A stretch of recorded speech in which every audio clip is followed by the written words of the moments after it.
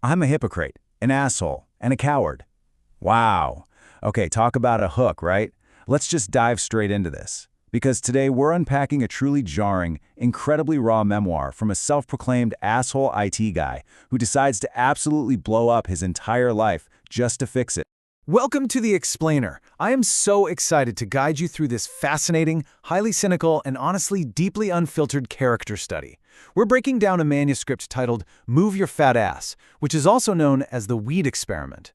It's a journey that takes us from the absolute depths of cheap vodka binges straight into homemade weed pills, cosmic hallucinations, and some of the most politically incorrect rants you're ever going to hear. I'll be your impartial guide through this brilliantly chaotic mind today.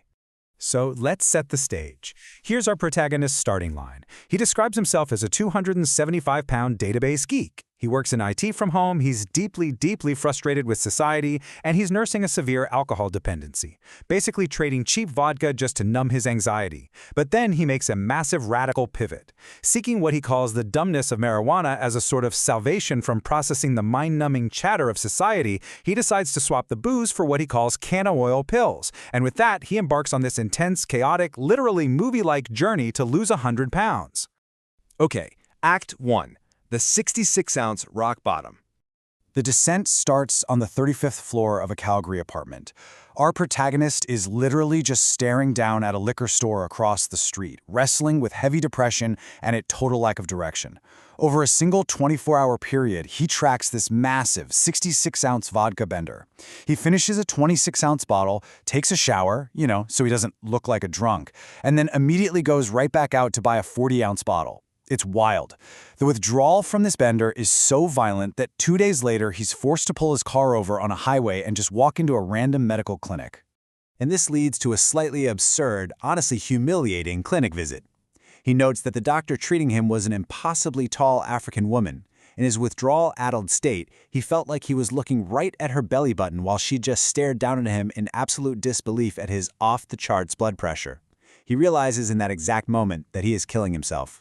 That precise moment of humiliation becomes the catalyst for his weed experiment. He moves into his sister's basement, becoming the crazy homeless uncle, and trades alcohol for daily doses of THC.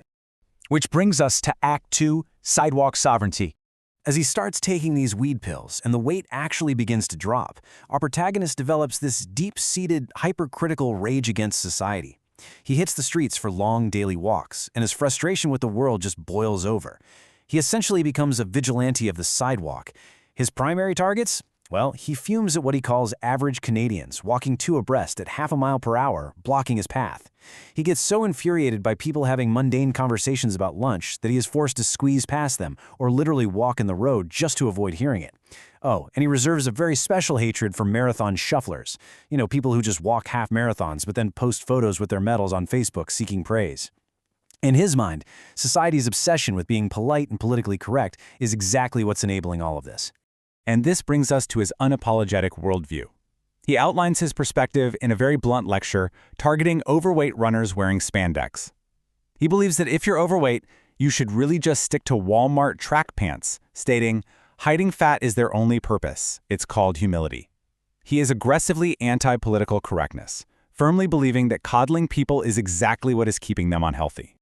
So, the crucial point here is the stark contrast between his worldview and ours when it comes to food. On the left, we have modern society's view, eating as a spectacular event, a social gathering, this massive production of ordering, modifying, and discussing meals. On the right, we have his purely functional view. To him, eating is just a bodily function, no more important, in his exact words, than pissing or shitting.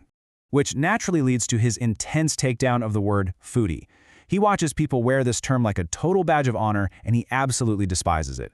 He cannot understand why people are so proud of spending outrageous amounts of time and energy on food instead of viewing it purely as fuel to survive.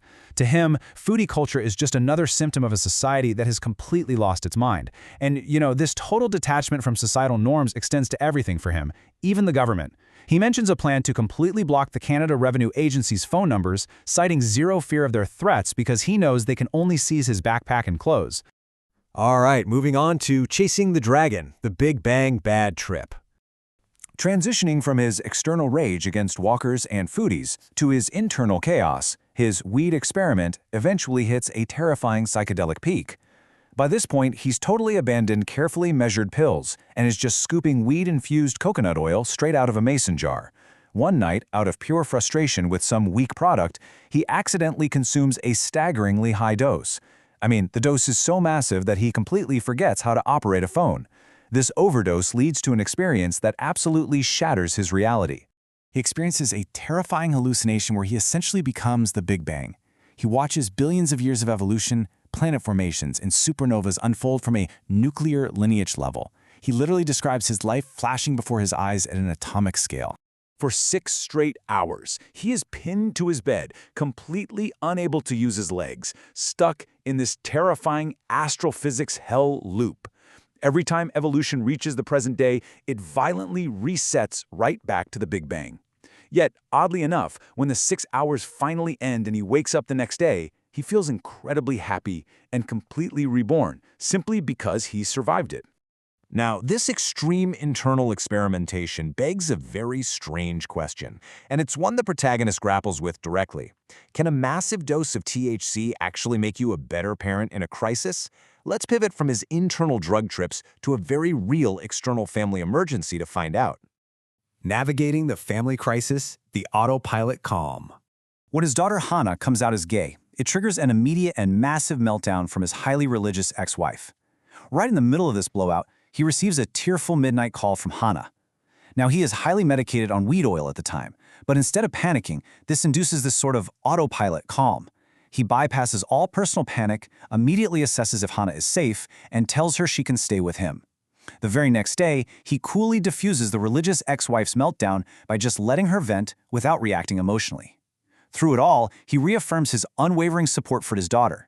He literally credits the weed for allowing him to handle an incredibly stressful family crisis with total detachment and pure logic. Let's look at Act 3, The Benchman.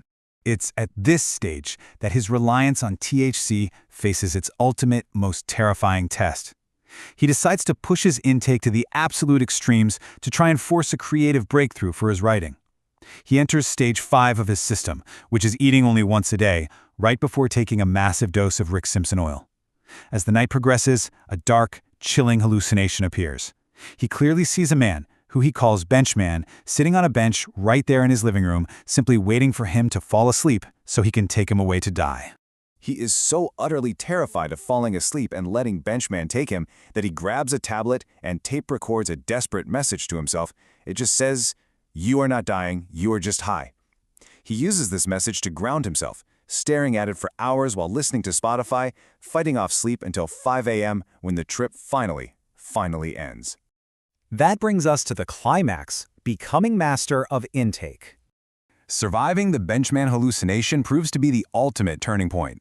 It pushes him to completely reevaluate his reliance on all substances. He realizes he just can't rely on weed forever to manage his stress and his weight. He must become the absolute master of his own intake.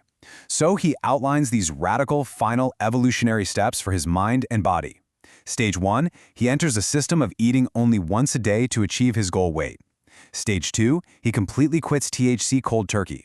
No more pills, no more vaping. Stage 3, he quits caffeine cold turkey.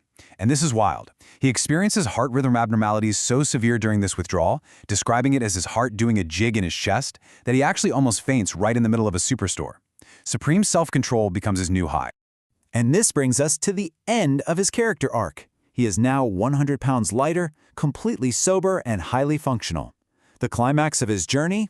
He drives a serial killer white U-Haul van through the lawless, completely signless streets of Montreal to move Hannah into a new apartment, surviving the insane Quebecois drivers without a single drop of alcohol or a single THC pill.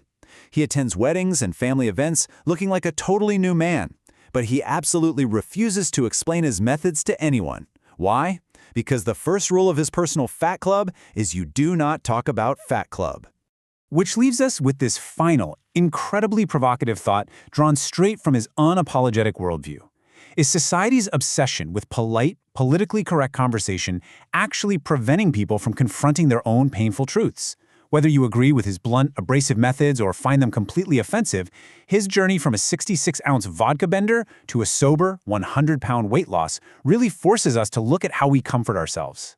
Thank you so much for joining me on this explainer. What do you think about the weed experiment? Keep learning, keep questioning, and I'll see you next time.